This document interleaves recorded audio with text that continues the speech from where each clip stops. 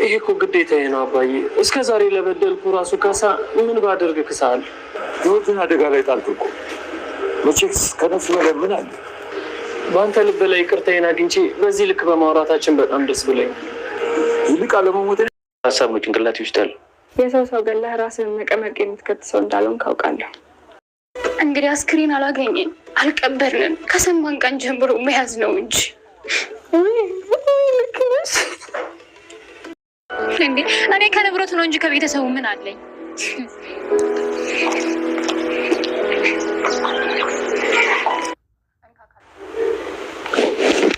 አይገርምም?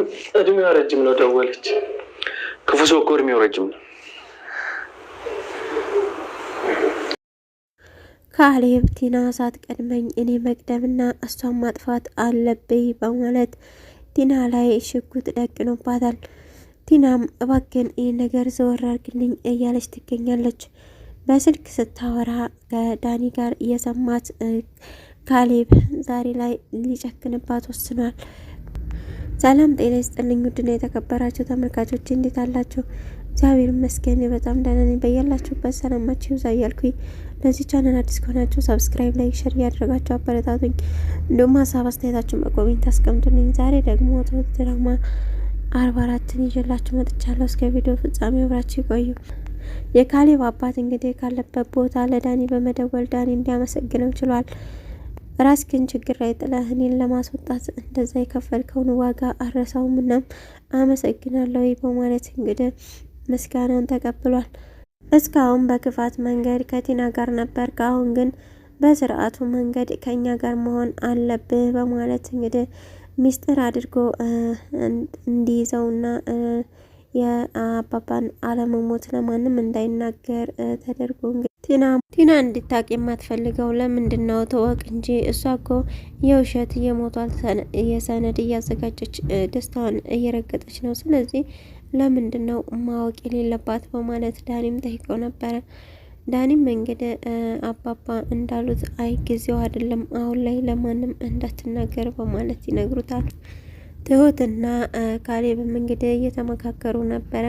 ካሌብም ትዕግስቴ ተሟጦ አልቋል፣ ልገላግላት ወይንስ ደግሞ አንጠልጥዬ ላስወጣት ብቻ መላው ጠፍቶብኛል፣ አሁን ላይ በጣም እየተናደድኩ ነው ይላል። አይ እሷን ገለህ እስር ቤት መበስበስማ የለብህም፣ ይህን እንደማታደርግ አውቃለሁ እያለች ትሁትም እንግዲህ በትሁት አንደበቷ እየመከረችው ትገኛለች።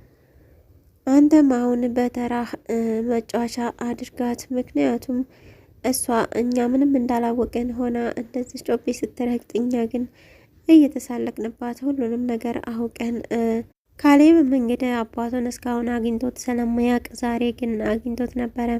መጀመሪያ ትሁት ከጋሼ ጋር ተገናኝታ ነበረ። ጋሼን በጣም መልካም ሰው ነሽ እያለ ሲያመሰግናት እሷም ባንተማ እንደዚህ ተመሰገንኩ መሳቅ እንጂ ሌላ መደሰት እንጂ ሌላ ምን አደርጋለሁ እያለች ትገኛለች። ካሌብም እንግዲህ ሮጦ ወደ እነሱ በመምጣት አባቱ እግር ላይ ነበረ ድፍት ያለው። አባቱም አይገባም ልጄ ተነሳ በማለት ነበረ የተናገረው።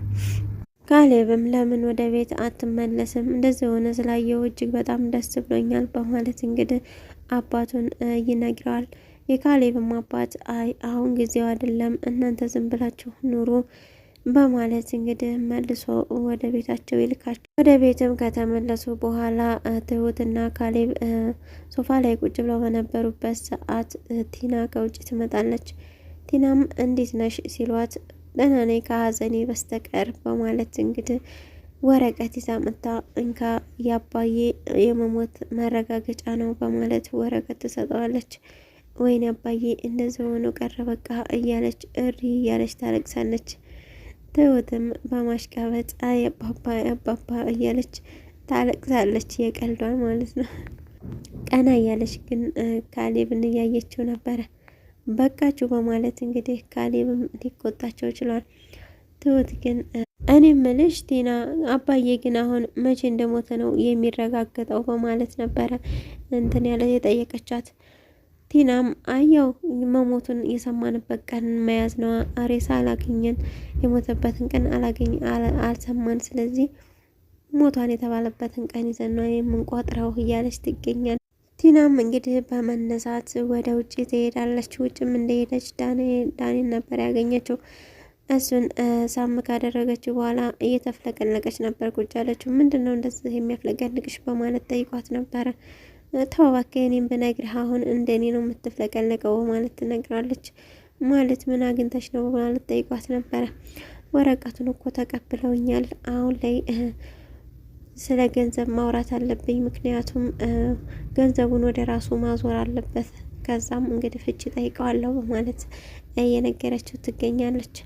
አሁን አዘን ላይ ሆኖ እንዴት ነው ስለ ገንዘብ የምታወሪው? ያምሻል እንደ እያላት ነበረ። ቲና ምንድን ነው የሚያመኝ? ገንዘቡን ተካፍዬ እኮ ከአንተ ጋር ነው የምኖረው እያለች ትገኛለች።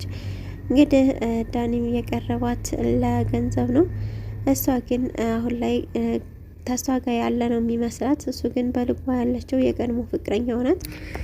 ኤዱም ዳኒን አግኝታው ነበረ። እሷ ስልክ ላይ ስለነበረች ለብዙ ደቂቃዎች አጠገቧ ቆሞ ነበር። እስከ መቼ ስልክ ላይ በማለት ቢጠይቃትም አንተ እስክመጣ ማለት ነበረ የመለሰችለት መልስ። እሱም ከመጣሁ እኮ ቆየሁ ብትለውም አላየውህም ትለዋለች። በሚወዱ ሰው አለመታየት በጣም ያማል በማለት እንግዲህ ይጠይቃታል።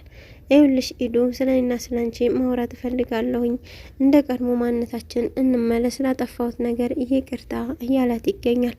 እሷ ግን ለዚህ ነበር የጠራኝ ብትለውም ስላገኘሽ ግን ደስ ብሎኛል በማለት ቢላትም እሷ ግን ልትሰማው ፈቃደኛ አይደለችም። በቃ ለዚህ ከሆነ የጠራኸኝ ደህናውን በማለት ነበረ። ልትነሳ ስትል ግን አባዬ ተፈቷል በማለት ሲነግራት የምር ነው ይሄ እኮ በጣም ደስ የሚል ዜና ነው በማለት እንግዲህ እንደፎከርከው አደረግከው ማለት ነው በማለት ትለዋለች። አዎ ነገር ግን እኔም ታግቼ ነበር በማለት ይነግራታል።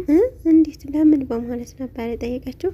ነገሩ ረዘም ይላል ቢላትም አሳጥረን እንሰማዋለን ነበር ያለችው። ቲናም እንግዲህ ለምን ቤተሰቡ አያዝንም መሞቱን ሰምተው እያለች እየተጨነቀች ትገኛለች። እሷ አባዬ አባዬ ብትልም በወጣሽ በገባሽ ቁጥር ስለ አባዬ ግን ጥቁር ለብሶ አዘን የተቀመጠ ሰው የለም። ወደ ካሌብን በሚሄድ ጭራሽ አባት ሞቶ አንተ ቲቪ ከፍተህ ታያለህ በማለት ነበረ የተናገረችው።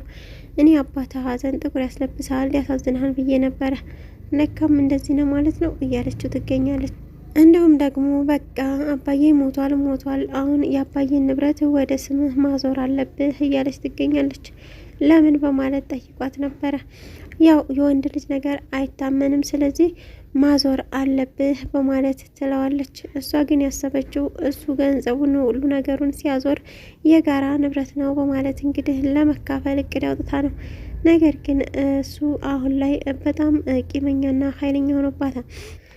ትሁትም እንግዲህ ዳኒን በጣም ነበር እኮ የምጠላ፣ አሁን ግን እንደዚህ በአንተ መደሰቴን ሳስበው ይገርመኛል ትላለች። ለምንድን ነው ግን የምትጠይኝ ቢላትም አሁን እውነት አትሆነው በማለት ነበር የጠየቀችው።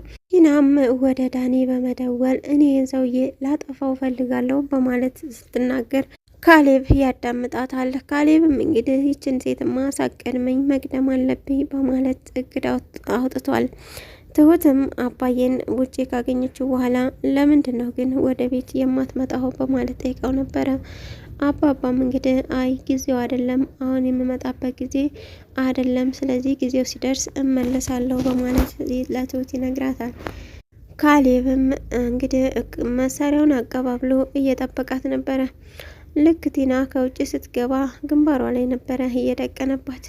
ምን እያረክ ነው? አረ ዞር አድርግልኝ እያለች ብትገኝም ነገር ግን እሱ ያጠፋታል ወይንስ ደግሞ ይምራት ይሆን የሚለውን በቀጣይ ቪዲዮ አብረን የምናየው ይሆናል። እስካሁን አብራችሁ ስለቆያችሁ እጅግ በጣም አመሰግናለሁ። ለቻናል አዲስ ከሆናችሁ ሰብስክራይብ፣ ላይክ፣ ሼር እያደረጋችሁ አበረታቱኝ።